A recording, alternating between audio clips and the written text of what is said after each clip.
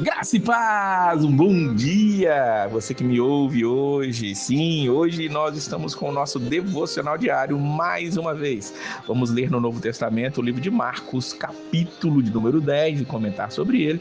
E se você quer ler toda a Bíblia, leia. Nós já estamos lendo dos capítulos 33 ao 36 de Gênesis. Se você vai começar agora, leia correndo até o capítulo 36 e vá acompanhando. São 3 ou 4 capítulos por dia do Antigo Testamento e ao final do ano você vai ter lido toda a Bíblia.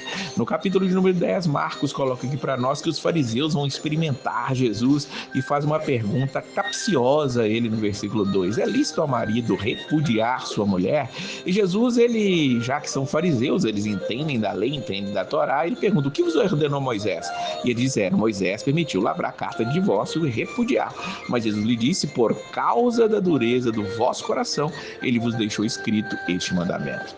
Então Jesus traz eles a realidade. Vejam bem, desde o princípio da criação, Deus os fez homem e mulher. Então o homem larga seu pai e sua mãe e une-se à sua mulher, e os dois se tornam uma só carne. E o que Deus uniu não é para ser separado pelo homem. O que Deus juntou não separa o homem, diz o versículo de número 9.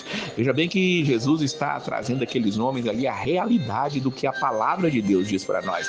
Eles pegavam aquela parte que Moisés tinha permitido dar uma carta de divórcio, se apegavam àquilo, dizia: está escrito, está na lei, então nós podemos fazer isso. Mas Jesus traz eles ali ao início, antes da lei de Moisés. Foi Deus que instituiu a família. E por que então Moisés permitiu aquilo? E aí Jesus traz aqui no versículo 5, aquilo que precisava entrar neles, precisava confrontá-los, e é por causa da dureza do vosso coração. Veja bem que muitos têm se fiado nisso aqui também para a questão do divórcio e se esquecem de que sim, esses que vivem, que repudiam, que simplesmente deixam suas mulheres, seus maridos, estão com os corações endurecidos, e a única maneira de ter os corações transformados é o poder do Espírito Santo. Então que busque o Espírito Santo, ame a sua esposa, ame o seu marido, lutas, dificuldades vão acontecer, mas esteja sempre ali voltado a estar seguindo a vontade de Deus, porque o que Deus uniu, o homem não pode separar. Mais abaixo nós vamos ver a grande lição aqui de Jesus, quando ele é encontrado por um homem, e esse homem vai ao encontro dele, se ajoelha e diz assim: bom mestre, que farei para herdar a vida eterna? É interessante que as pessoas sempre vão no sentido do que fazer para herdar a vida eterna, quando na verdade o que Jesus está nos chamando é a ter comunhão com ele, a ter um relacionamento com ele. Não é tanto fazer, mas estar com ele o tempo todo. Mas Jesus, entendendo o que aquele homem estava lhe dizendo, muitos gostam de chamar ele de jovem rico, vamos dizer assim, porque todos vão entender. Esse Jesus confronta o jovem rico, dizendo: você sabe os mandamentos? Não matarás, adulterarás, não furtarás, vocês não defraudará ninguém, ou dirá falso testemunho, honra teu pai e tua mãe. E aquele jovem ali, todo cheio de si, responde no versículo 20: mestre, tudo isso tenho observado desde a minha juventude. É interessante que Jesus traz aqui os mandamentos que estão que nós chamamos de segunda tábua, naqueles relacionados no relacionamento entre as pessoas. Nos 10 mandamentos escritos por Moisés, no capítulo 20 do livro de Êxodo, tem os 4 primeiros mandamentos que são relacionados ao relacionamento com Deus: não terás outros deuses, não terás imagens diante de ti, amarás somente o Senhor teu Deus do teu coração. E depois ele vem falar sobre adultério, morte, furto, honrar o pai, a mãe, roubo e mentira. E Jesus deixa um dos mandamentos de fora, o último, que é justamente o não cobiçarás. Jesus olha para ele, o ama e diz para ele, depois dele ter ali se exaltado, dito que ele faz tudo aquilo desde pequeno: só uma coisa te falta, vai, vende tudo o que tens, dá aos pobres e terás um tesouro no céu. Então vem e segue-me. A Bíblia diz para nós no versículo 22 que aquele jovem se retirou dali triste. Veja bem que nem todo encontro com Jesus termina em alegria. Vem encontrar-se com Jesus e tudo será próspero. Nem sempre. Você vai ser confrontado nos seus pecados, vai ser confrontado naquilo que te prende. A autossuficiência desse jovem, ela é confrontada ali. Ele tinha os bens em autoestima e esses bens não poderiam ser deixados de lado para seguir a Jesus. E se vem e segue-me aqui, depois de ter feito isso, não serviu para ele e ele sai dali triste. Como tem sido você sendo confrontado por Jesus? Você que me ouve aqui neste momento, você está sendo chamado por Jesus a ter um relacionamento com Ele. Você está tendo esse relacionamento com Ele? Ou alguma coisa te prende, alguma coisa te distrai? As coisas dessa terra são mais aprazíveis do que a presença de Deus?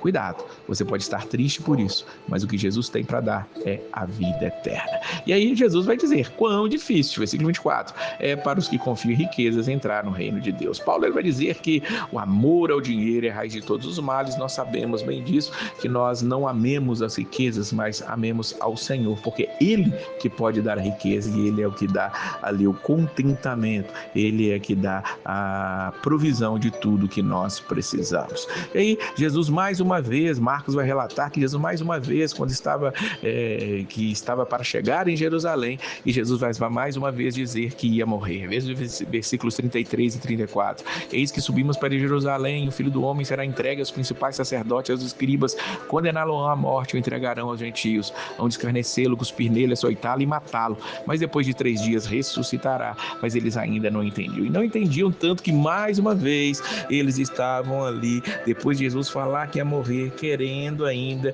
lugares de proeminência no reino de Deus. Eles ainda não tinham entendido que o reino de Deus, o reino dos céus, ele não dizia respeito a coisas materiais, não dizia respeito às coisas dessa terra, mas a algo muito maior.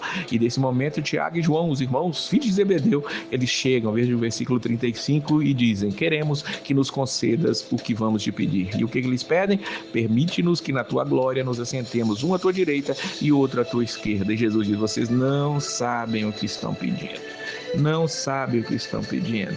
E Jesus ele vai explicar como deve ser o pensamento, a linha de pensamento deles. Versículos 43 e 44. Quem quiser tornar-se grande entre vós, será esse o que vos sirva. E quem quiser ser o primeiro entre vós, será servo de todos. Pedir Jesus um assento especial não estava nos planos. Não é isso que nós temos que fazer.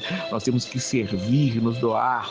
Melhor coisa é dar do que receber, Jesus vai dizer, segundo o livro de Atos dos Apóstolos. Então, que nós possamos entender que o maior precisa ser o menor. O maior é aquele que serve, é aquele que doa, é aquele que ajuda, é aquele que está à disposição. Nós estejamos sempre dispostos e disponíveis. Por fim, nós vamos ver a cura de mais um cego. Jesus cura muitos cegos, mas tem um que é dito pelo nome, é o famoso Bartimeu. Sim, versículo 43, 46, nos apresenta aqui Bartimeu, cego mendigo. Ele ouve que Jesus está ali, claro, ele não podia ver, e começa a clamar, Jesus, filho de Davi, tem compaixão de mim. Quando ele vem até Jesus, depois de um processo aqui para chegar até ele, nós vemos no 51 dizendo, o que queres que eu te faça? O cego diz, mestre, eu torne a ver. E aí Jesus diz para ele, vai, a tua fé te salvou. E ele tornou a ver e seguia Jesus estrada afora. Veja que ele tornou a ver, Bartimeu, ele se tornou um cego. Ele já tinha tido acesso às maravilhas, às coisas, tinha visto e perdeu a sua visão. Jesus restitui a visão ali a Bartimeu, que vai e começa a seguir Jesus. Veja que aquele jovem, ele queria saber como seguir Jesus. Bartimeu não perguntou nada disso, simplesmente creu e começou a seguir Jesus, e o milagre aconteceu na vida dele. Que assim seja. Abra os olhos e veja que o Senhor está diante de você e Ele quer te dar a vida eterna. Então que nós o amemos de todo o nosso coração. Que Deus abençoe a sua vida e a paz do Senhor.